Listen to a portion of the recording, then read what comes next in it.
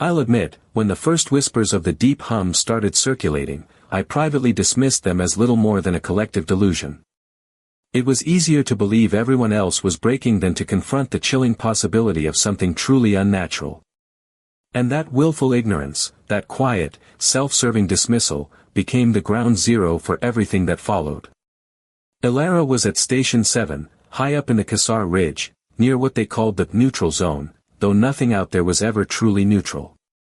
They were monitoring subsurface activity, a particularly volatile fault line that ran like a jagged scar across the continent. Her job, I think, was mostly data analysis, translating the Earth's groans into electric blue graphs on her screen. She liked the quiet, the isolation. Said the mountains didn't lie, not like people did. The hum came first, she told someone, or someone told my source. Not a tremor, not a jolt, but a deep, resonant thrum that seemed to vibrate in her teeth. The station chief, Major Riva, a woman whose face was always a study in cool, electric blue discipline, had dismissed it. Equipment calibration, she'd said, her voice sharp as an ice pick. Elara, though, had seen the flicker on the deep scan monitors, a brief, anomalous spike that disappeared almost as soon as it appeared. It wasn't natural. Not for that specific signature. She logged it, of course. A quiet, crimson flag in her mental notes. A small, almost imperceptible fraying of the perfect, tight weave of routine. And then the ground bucked. Not a slow roll, but a violent, upward thrust, like the mountain itself was trying to shrug them off. The ice groaned, a sound that she swore later was a living thing, a primal bellow. She was in the central server room, the air already humming with the chill of the supercooled processors. The lights, normally a steady, sterile white, flickered, bathing everything in an erratic, pulsing blood crimson, then electric blue, then darkness. The floor pitched. She remembered thinking, this is it. Not in a panic, but in a strange, detached recognition. The mountain, finally, was making its move. The ceiling wasn't concrete, not really. It was a mesh of reinforced steel and ice, designed to withstand avalanches, not an internal tectonic convulsion. It fractured like an eggshell. A main support beam, a massive thing of black steel, tore free, twisting. She saw it coming, a slow-motion descent, heading straight for the primary cooling unit. If that went, the entire data archive, months of critical seismic readings, would be lost. She didn't think. She moved. Not with heroism, but with a visceral, almost animalistic need to protect the data. That was her job, her sole purpose in that frozen wasteland. She threw herself against a secondary strut, bracing it, feeling the immense weight of the collapsing structure shift, just enough, for the main beam to miss the cooling unit by what felt like inches. She felt her shoulder dislocate with a sickening tear, a jolt of pain so bright it was like an internal flash of blood crimson light behind her eyes. But the unit was safe. The room, however, was not. The outer wall peeled away, exposing the blinding, snow-whipped void outside. The temperature dropped instantly, a physical blow. Ice shards, razor-sharp, danced in the air. She was trapped under debris, her arm useless, the cold already seeping into her bones. The roar of the collapsing station, the grinding of ice, the distant screams, they all became one, deafening silence inside her head. What strikes me at this point is how quickly the world outside the immediate disaster zone reconstructs reality. It's like a wound that heals on the surface but festers underneath. Most people misunderstand this, but the narratives aren't built on malice, not usually. They're built on necessity. People need to make sense of the senseless. They need heroes, or martyrs, or simple, explainable tragedies. Elara's truth, I think, was just too inconvenient. It didn't fit the mold. And who could blame them? Who wants to hear that the earth isn't just shaking, but being pushed? That the ice isn't just falling, but being broken? Hours, or maybe days, later, time blurred in the numbing cold, she found a portable satellite comm unit, miraculously intact amidst the wreckage of her lab. Its electric blue screen, a beacon in the crimson-tinged gloom of the broken station, glowed with life. She sent a distress signal. Simple coordinates, status update, Station 7 compromised. Casualties unknown. Data integrity, questionable. She almost added, anomaly detected pre-event, but her fingers, stiff with cold and pain, hesitated.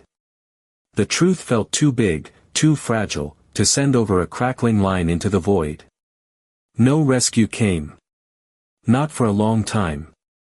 The official story, later, blamed severe weather, unprecedented blizzards that grounded all flights. But Elara, huddled in her makeshift shelter of twisted metal and thermal blankets, watched the sky through a narrow gap in the ice.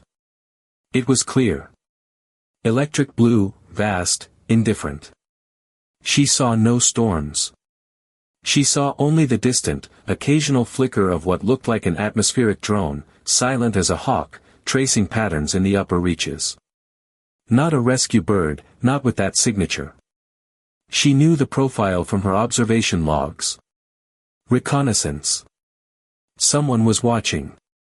Someone knew. The silence that followed, that stretched for what felt like an eternity, was worse than the initial collapse. It was the silence of being forgotten.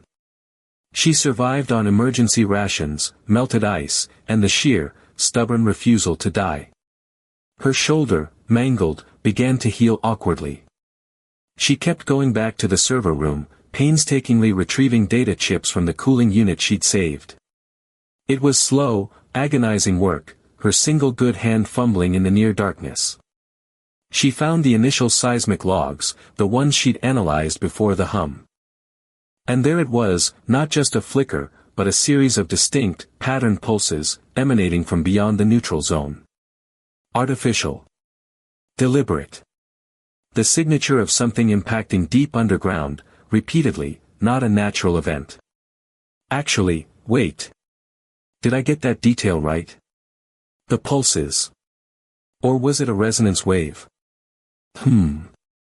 It's hard to keep it straight, the way these things get passed around. But the core of it, the specific unnaturalness of it, that was consistent. It wasn't a natural disaster. It was, something else. And she realized, with a cold certainty that chilled her more than the mountain winds, that her survival wasn't a miracle. It was an inconvenience. If she died, the truth died with her. Her data, if recovered, would just be folded into the official narrative, an unforeseen variable, or an unusual precursor. She knew she couldn't stay. Couldn't wait.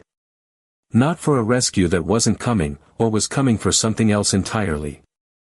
She had to get out. Not just to live, but to carry the proof. To become the proof. This was the moment, I think, where the decision to act became irreversible. She wasn't just surviving. She was undertaking a mission. She found a pair of crampons, a battered ice axe, and a coil of rope. Her emergency pack, still hanging precariously from a hook, contained a beacon, a small solar charger, and a single, torn photograph of her sister, smiling broadly under a summer sun, utterly out of place in that frozen tomb. She loaded the retrieved data chips into a waterproof pouch, tucking it inside her thermal layers, close to her skin. The climb out, the woman who told me the story said, was less a climb and more a crawl. A desperate, one-armed scramble through shifting ice and debris, across treacherous crevasses she knew from her geological maps. The mountain, which she once loved for its brutal honesty, now felt like a living thing trying to swallow her whole. Maybe you felt this too. That thing where you know something, deep in your bones, but the world just smooths it over. Puts a nice, neat label on it. And you're left holding this raw, jagged piece of truth, and no one wants it. No one can even see it, because the official version is just so much tidier. It's an exhaustion that seeps into your bones, more pervasive than any physical injury. She moved for days, driven by a singular, burning need. The world outside had begun its public mourning. News channels showed flickering images of the Station 7 wreckage, distant, aerial shots that showed nothing but a crater of ice. There were somber interviews with government officials, expressing profound regret and unwavering commitment to our brave scientists. A memorial service was held. Elara's face, a grainy ID photo, flashed across screens, listed among the presumed lost. She saw it, eventually, on a small, flickering screen in a remote border town, a town she stumbled into more dead than alive, her clothes torn, her skin burned by ice and sun, her eyes wide with a truth no one would believe. The first person she spoke to, properly, was a man named Dr. Eris. Not a journalist, not an official, but an academic, a historian of clandestine operations, who had once been connected to certain, non-governmental agencies. He was old, with a face like crumpled parchment and eyes that missed nothing. He had heard whispers, he said, about Station 7. Discrepancies. Things that didn't add up. He'd reached out to the local authorities after Elara was found, offering his expertise to help process trauma cases from the neutral zone. It was a thinly veiled pretext. He specialized in finding the gaps between the official record and what actually happened. Elara presented him with her data chips, with her fractured testimony. She laid out the electric blue graphs, the crimson anomaly flags, the precise time stamps. She described the hum, the specific signature, the drone. Dr. Eris listened, his expression unchanging, his hands clasped over a worn leather-bound journal. He didn't interrupt. When she finished, the silence in his small, dusty office was thick with unasked questions. "They are calling it a natural disaster," he said, finally, his voice raspy. "An unprecedented icequake. Memorials are being planned. Funds raised for the families."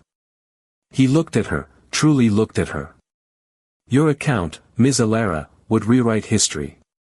It would imply provocation. A breach of treaty. A declaration, of sorts." He paused. "Do you understand what that means?" Elara understood. She had lived it. She had carried it down the mountain. She nodded. "It means the truth."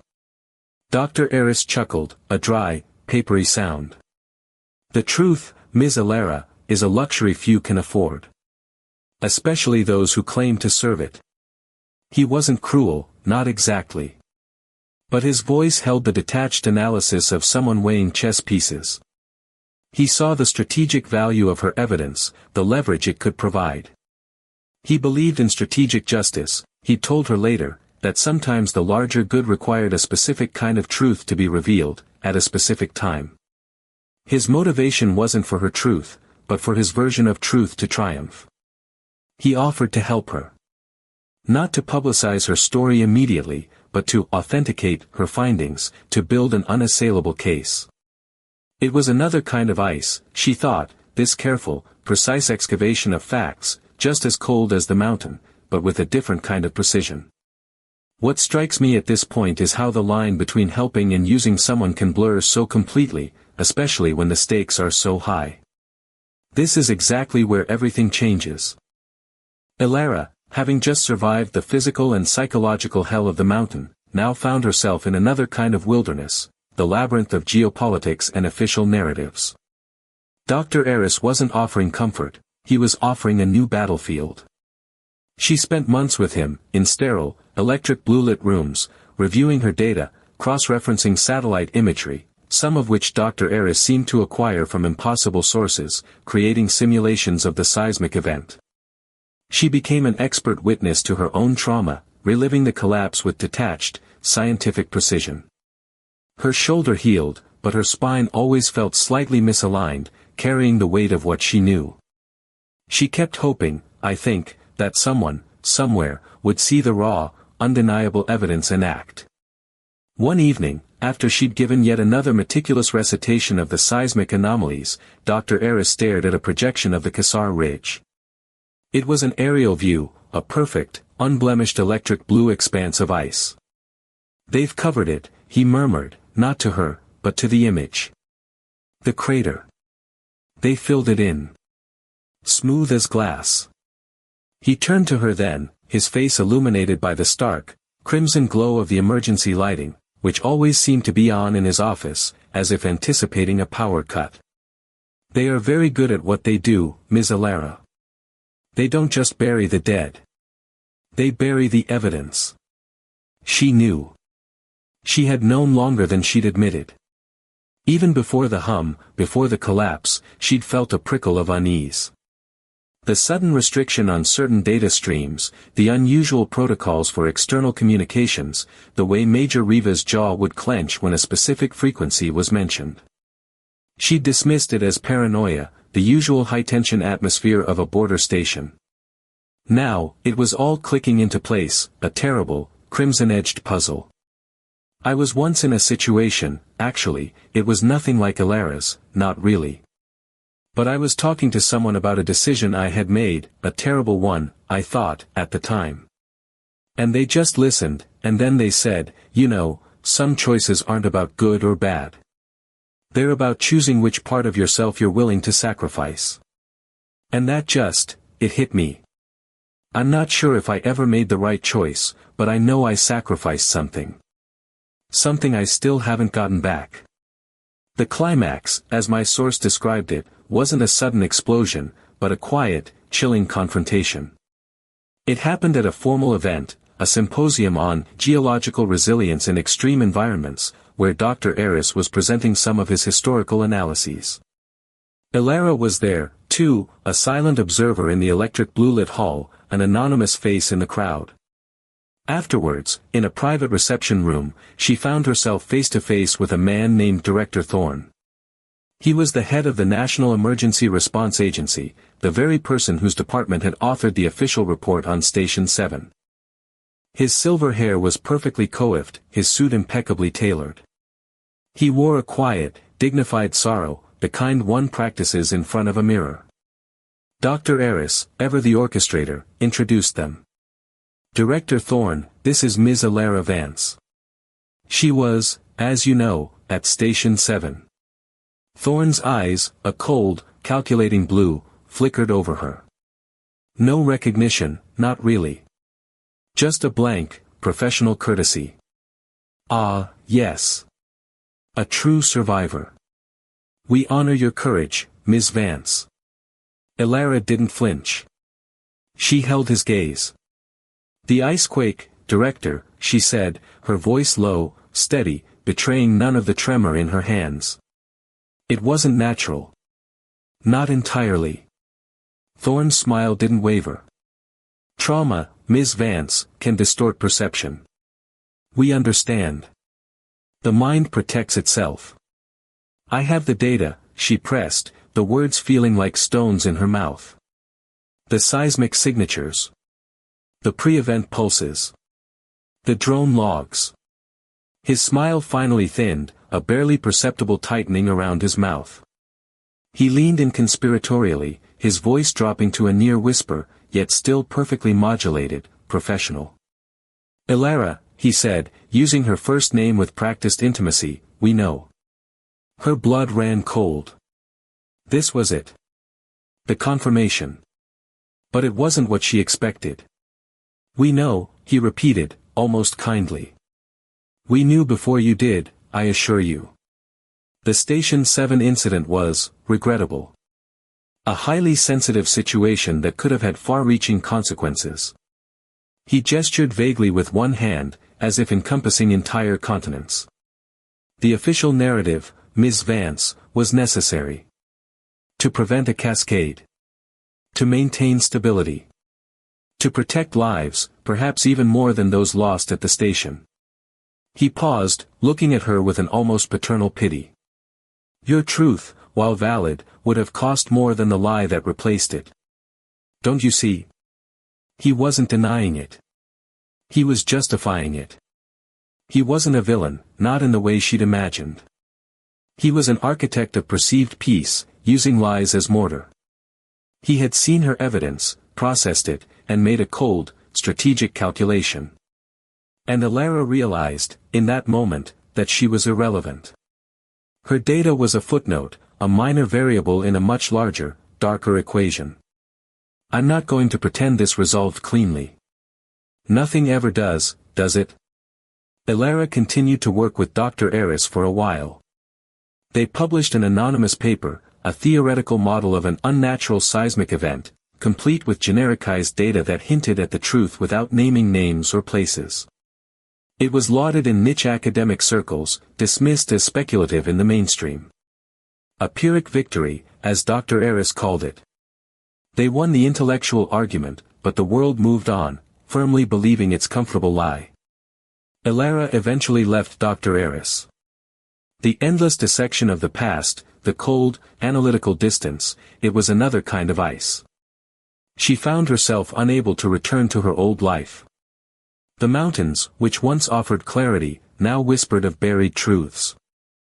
The quiet, which she once loved, now felt like a conspiracy of silence. She tried to explain it to people, to friends, to her sister from the photograph. But her words, laden with technical jargon and the weight of unspeakable knowledge, came out garbled, sounding like the ravings of someone deeply traumatized. How do you describe the texture of a lie that becomes the foundation of reality? How do you explain the specific exhaustion of being right about something no one with power will act on? She took up pottery, of all things. Her hands, once precise with data chips and instruments, now shaped clay. She threw bowls, cups, plates, all with a subtle, almost imperceptible wobble, a slight imperfection that made them unique. She didn't talk about Station 7. Not anymore. But sometimes, when she was glazing a piece, mixing the vivid blood crimson and electric ice blue, she'd stare into the swirling colors, and she'd see the hum, the flicker, the fracture. She carried the truth inside her, a silent, heavy stone, a constant, low thrum beneath the surface of her new, fragile life. What would you have done, honestly, if you were Elara? If you knew the truth, but telling it meant shattering a piece, however fragile, that others desperately needed? She kept the data chips, of course. Tucked away in a small, electric blue metal box, hidden in the back of a drawer in her quiet apartment. Sometimes, late at night, she'd take them out, running her thumb over the cool plastic. They were just chips. Tiny, insignificant pieces of technology. But they held the weight of a mountain, a truth that still hummed, deep beneath the surface of the world, silent and undeniable, waiting for a time that might never come. They say she still watches the news, sometimes. Not for the headlines, but for the spaces between them. For the silences. For the stories that aren't told. And sometimes, she just watches the snow fall, remembering the way it looked that day, electric blue against the crimson light, before the mountain started to lie. The official report mentioned a singular, devastating icequake, a geological anomaly of unprecedented scale, and the heroic, but ultimately futile, efforts of the station personnel. It was a story of nature's indifference, a tragedy that united people in grief. And while I never met Elara myself, I think about her sometimes, especially when I see those memorial documentaries, the ones that play the solemn music and show the pristine, untouched landscapes. I wonder how it feels to hear your own life, your own terror, your impossible action, repackaged, polished, and presented as something utterly unrecognizable. To know that the very thing that broke you, also saved you, but that saving itself was the beginning of an entirely different kind of collapse. I wonder what she sees in those documentaries. Does she see the lie, or something else entirely? The way she carried the data chips, tucked against her skin, a physical burden mirroring the emotional one, that image has always stayed with me. It's the quiet dignity of that burden, the choice to become the custodian of a truth no one wants. My honest reaction to Director Thorne's decision to maintain the official narrative, the one he openly admitted was a lie, is a cold understanding, rather than outrage. It was a terrible choice, made by someone who believed they were protecting more than they were harming, and I think it speaks to the insidious nature of power, where justification always finds a way. How many times have we all, in our own small ways, participated in or accepted a narrative that felt wrong, but was easier than the messy truth? If you were Elara, clutching those data chips and knowing the official report was a lie, would you have ever revealed the truth, or chosen to preserve that fragile piece? If you understand the quiet burden of impossible choices, or find yourself looking for truth in the spaces between stories, then you belong right here with us. Consider sharing this with anyone you know who questions the narratives they're told, or who bears a silent truth that needs to be acknowledged. If you were in Elara's shoes, burdened with the real data, would you have ever accepted Director Thorne's easier lie, or fought for the truth until the end? I want to know. If this story made you ponder the true cost of silence and the burden of carrying a truth no one wants, then let that resonate with a like. If you're the kind of person who questions official narratives, who searches for the untold stories in the silences, and understands the weight of hidden truths, then this channel is for you.